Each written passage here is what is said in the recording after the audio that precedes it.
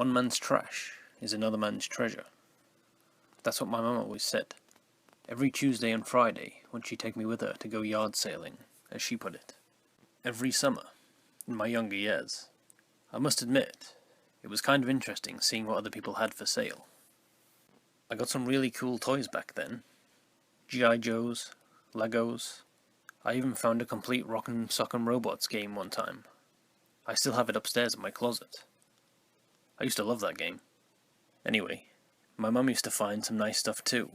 Purses, shoes, knickknacks, you know, mum stuff. She used to get stuff for Dad too. Now, as I got older, in addition to Tuesdays and Fridays, we would go shopping, as my mum put it. Every Sunday evening, the night before trash pickup, we would ride around town in Dad's truck. Dad stayed home. Shopping really wasn't his thing. Anyway, we'd ride around town in Dad's truck and see what people were throwing away in their trash. Dresses, tables, bed frames, all kinds of stuff. Some of it was in good condition, some needed a little work, and some of it really was just trash. Mum and I would bring home the good stuff. Dad would refinish it, and then we would either keep it or sell it at their own yard sale. It was a great way to make extra cash. Now, as I grew into adulthood, I kept the same family tradition. I go yard sailing every chance I get, bring home furniture from the side of the roads. I've also taken to wandering through random wooded areas in search of new treasures. And 3 months ago I found one. I mean, I really found one. Well, what I found first brought sadness to my heart, but what came after made me smile. You see, I was on my way home from work. I'm a linesman for a telephone company, but who cares about that? As I was driving home in my beat-up Mazda 626, there was an accident further up the road causing traffic to come to a standstill. It was like 100 degrees outside. My car didn't have air conditioning, and after being outside most of the day, I had just enough of the heat. I slowly turned right onto the shoulder of the road, which you really shouldn't do, and made a right at the next intersection. It was a longer drive to get home. The air was still hot, but at least I wasn't sitting still in it. I came upon a patch of trees that I'd been wanting to explore, but couldn't find the time. It was a huge patch of trees. As I approached it, I thought, what the hell? I ain't doing nothing tonight. Why not? So I put my foot on the brake and pulled over to the grass right before the trees. I put the car in park and turned it off. I opened the glove box, pulled out my flashlight, as I didn't know how long I'd be in there, and it would be getting dark in about an hour or so. I got out the car, shut the door, and hit the alarm button on my keyring. That way, I could hit the alarm button when I'm done searching, and hopefully hear the car beep so I could find it again, by following the sound. I walked in and began looking around. There was a strange thickness in the air. It was still hot, but a little cooler in the trees.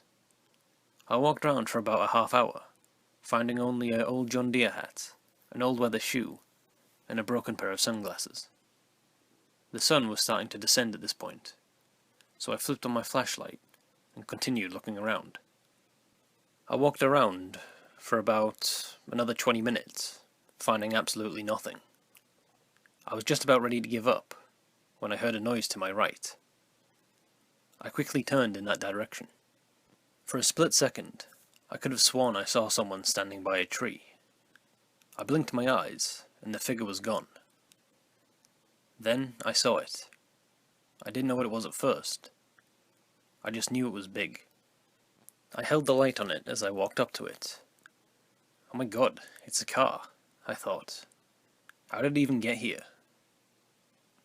The car was totally demolished. Broken windows, flat tires, dents all over it, and graffiti everywhere. But the doors were still intact. The seats were shredded, but still relatively intact. The keys were still in the ignition. I couldn't really tell what kind of car it was from all the damage. I walked around it, tripping on a tree root, and almost falling on my face. And I got to the passenger side, opened the back door, shined my light in to find nothing out of the ordinary. styrofoam cups, candy wrappers, and fast food containers mostly. I then went to the front door, opened it, and sat down on the front seat. There was nothing out of the ordinary here either. Old cigarette butts in the ashtray, a soda can in the cup holder, and a book of matches on the floor. Now, I don't know what told me to do this, but something told me to look in the glove box. So I did.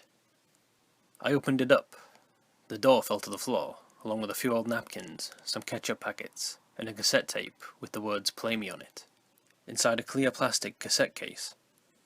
Now, we've all seen that movie where this guy, or girl, I really can't remember, finds a videotape in the closet of their new home with the same words on it. They play it, then all kinds of crazy shit happens. You know what I'm talking about, right?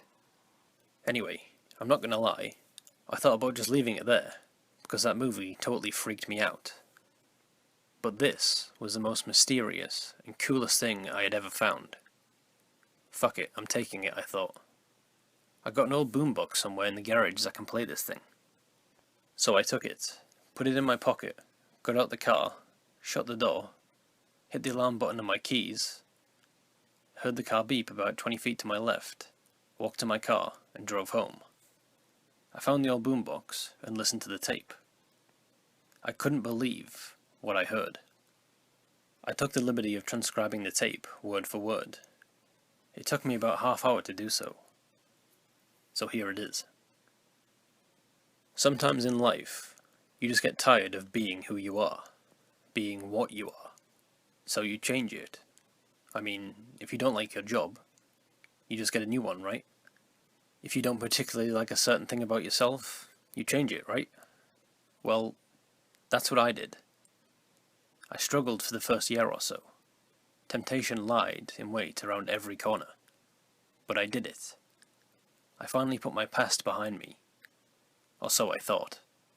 You see, for the past 12 years, I've seemed to keep the demons of my past at bay. Until tonight.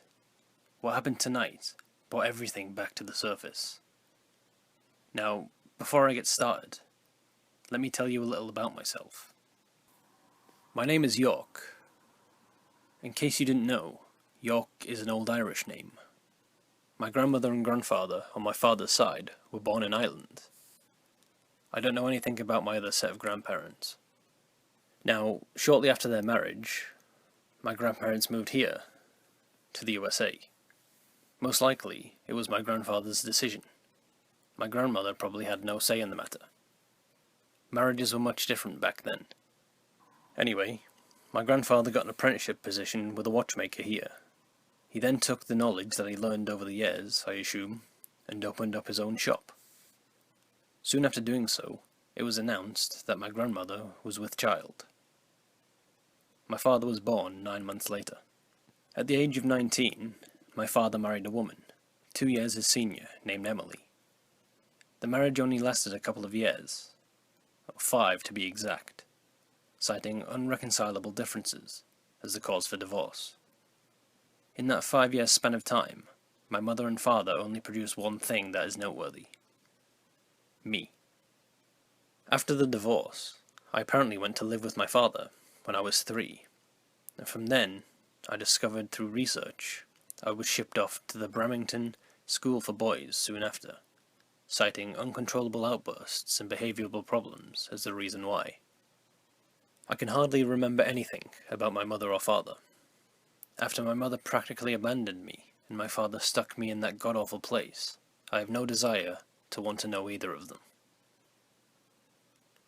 Around the age of 5, I discovered that I was, well, a unique child. Unique. Yeah, that's a good name for it. Let's just leave it at that. Now, as you can probably already imagine, I was quite a handful as a child. I was getting into fights, for which I always won, hiding food in my locker, chewing with my mouth open, among many other things. Things that drew much concern in the authority figures of the school. So much so, that the majority of my stay there, I was placed in solitary confinement, as I was clearly different from the other boys. I found out shortly before my release that when they found out about my uniqueness, they decided that it would be best to keep it under wraps, so to speak, in fear of a scandal. They kept me locked away and fed me scraps and water only. When I turned 18, I was released from the boys' school and thrown out into the world, knowing only the basics of survival to keep me alive.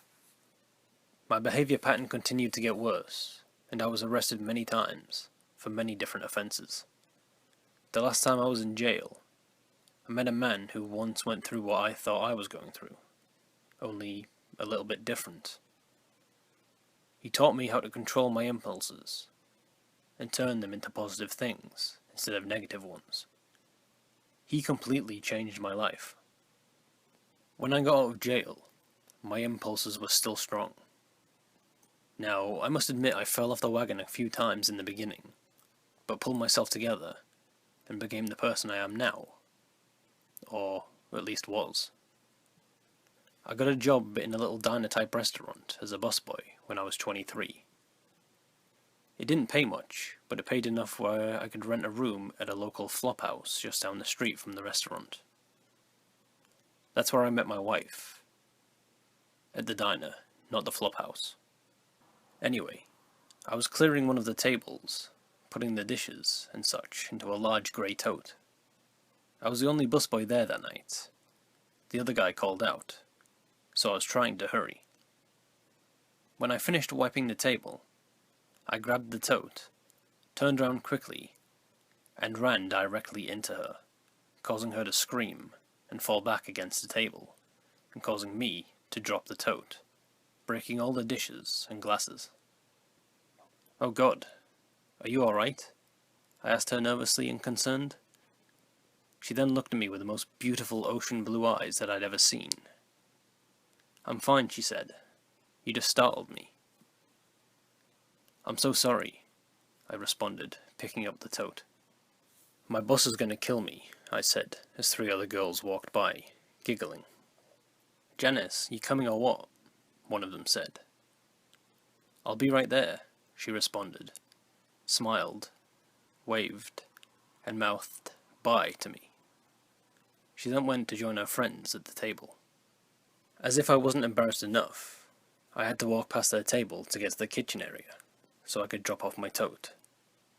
I took a deep breath, let it out, and began walking. As I passed their table, I heard one of the girls say, "Go for it, Janice, he's cute." Then they all giggled.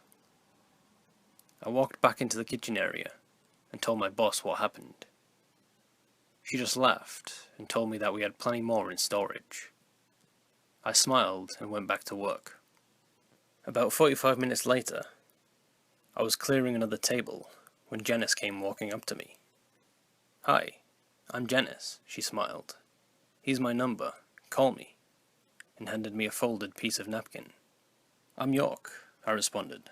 "I will." "York? Cool name." She then smiled, waved, mouthed bye, and then left, turning back just before she walked out the door, and waved once again. I called her the next day. We started dating, and we were married a year later. I'm sorry for babbling. I'd just like to tell that story. Now, as I said, we were married a year later. We stayed with our parents in a small basement apartment until I saved up enough money to rent an actual apartment. 2 years after that, we had our first child together, a boy. We decided to name him Stephen. And 2 years after that, we had our second child, this time a girl. We decided to name her Autumn. During that time, I got promoted to host, which paid a lot more than busboy, and I bought a car. Janice got a job as a library's assistant and bought a car as well. As time went on, we saved what little money we could, having 2 toddlers and all, and eventually bought a small 3-bedroom ranch-style house in town. Life was going great. I was married to an incredibly beautiful woman. I had 2 wonderful children, a nice house, and a decent-paying job. Until tonight. Tonight, everything went to shit. They say the road to hell is paved with good intentions, and that statement is absolutely true. My intention was good. Protect my wife and family the only way I knew how. But in doing so, caused the hell I am in right now, mentally speaking, that is. You see, last night was family night out, dinner and a movie. So we had dinner in a restaurant and went to the theaters to watch a movie. Everyone was having a great time. On the way home, we stopped for gas. We could have made it home, but I don't like letting the tank get below a quarter. Stopping for gas is a decision I now regret. We pulled up to the pump. Janice had to use the bathroom, and the kids wanted to look around. So we all went in. I held the door for them all. The kids went first, then Janice, then me. Janice beelined for the bathroom. The kids hit the snack aisle, and I went to the counter to pay. Now, I know what you're thinking. Why didn't you just use our card at the pumps? That's because I don't have one. I don't trust banks. If I can't pay cash for it, I don't need it. Anyway, a few minutes went by. The cashier finished up with the customer in front of me, and then it was my turn. As I was about to say, I need 30 on 5, the door chime went off, and a deep male voice yelled, "Everyone get down on the ground, or you're all dead," as he fired 2 shots into the ceiling. I heard my kids scream, so I turned to my right and screamed for them to get down. I felt those impulses start building. I turned back around to see the barrel of a gun pointed directly at my forehead. He told me to get down, putting the barrel against my skin. He screamed at the cashier to give him the money, as the sound of him fumbling with the register soon followed. I just stood there, not afraid at all.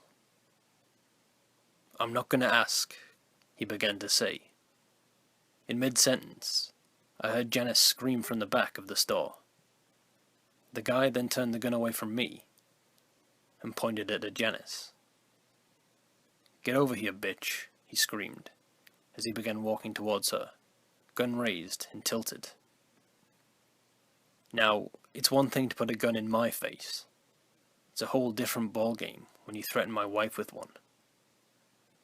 I turned to the cashier and whispered, "Get down and stay down." Now, those impulses that I mentioned earlier, well, they came to the surface. I felt my eye sockets shift as my vision became masked in crimson. I felt my skeletal frame and my muscles begin to morph into what I truly am. Thick black hair began piercing my skin as it grew and covered my entire body, ripping my clothes in the process. My nose and my teeth were replaced with elongated snout and fangs. My ears shifted at the top of my head. My hands and feet became claws. As I dropped down on all fours and let out a blood-curdling growl, the full transformation took mere seconds to complete. The guy then turned round as I reared back. He fired his last 4 shots directly into my chest as I pounced on him, causing him to drop the gun. Those bullets did nothing. They didn't even hurt. I ripped off his entire face with one bite. Blood was everywhere. I began tearing his body limb from limb. Then I heard Janice scream. I stood and looked at her. A blanket of fear covered her face. I stepped over the bloody mutilated body and took a step towards her. "Get away from me, you monster," she screamed. She quickly gathered the kids and ran out of the door screaming. All I could do was watch.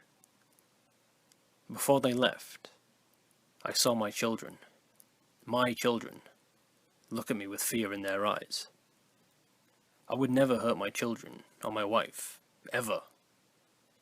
I was protecting them. I quickly transformed back and ran to the door to see Janice and my kids peeling away from the gas pumps. My heart was completely broken. I was protecting you, I whispered, and hung my head. I was protecting you, as tears filled my eyes. I then heard sirens blazing in the distance.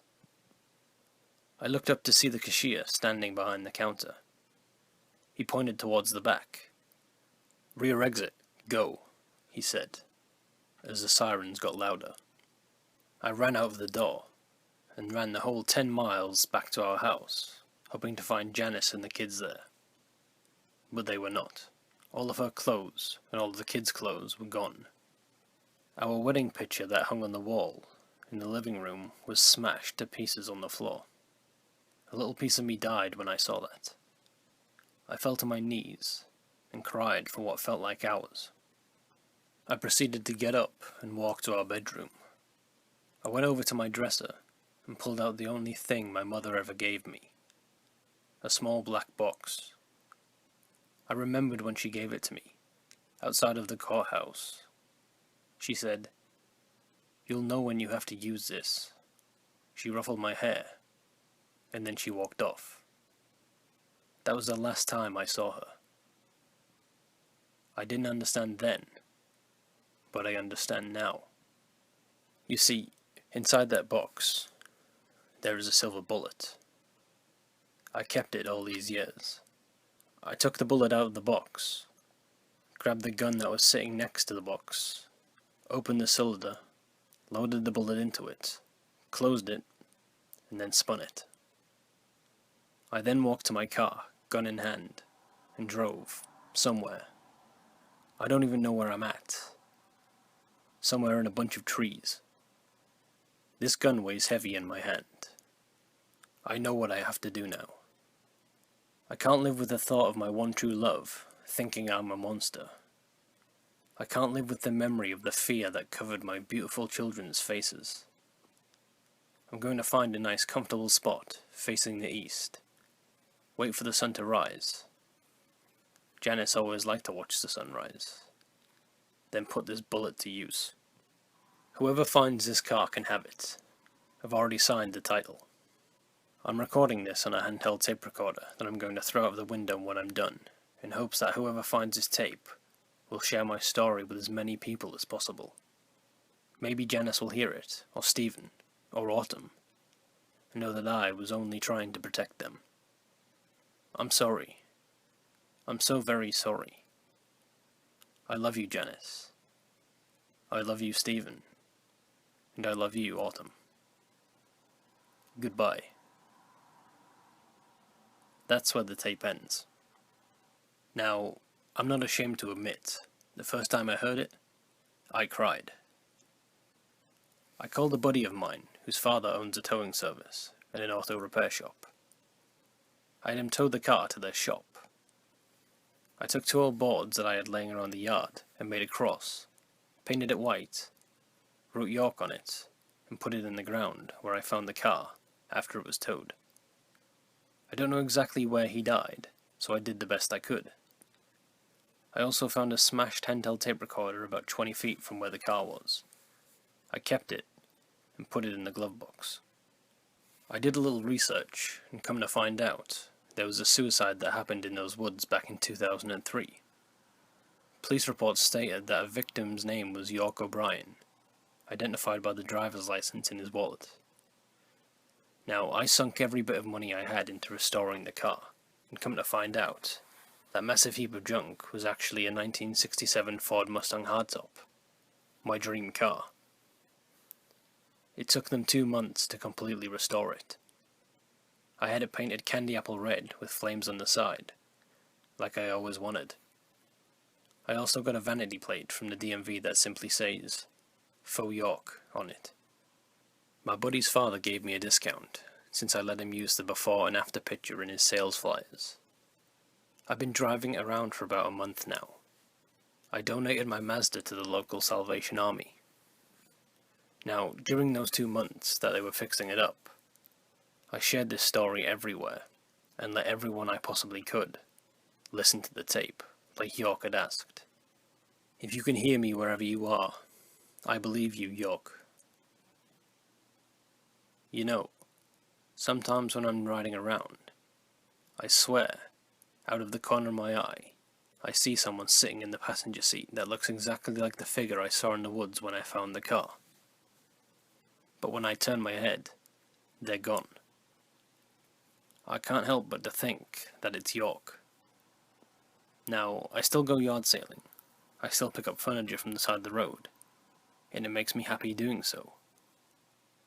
But nothing makes me happier than when I'm riding down some back road, the radio playing, with York riding shotgun.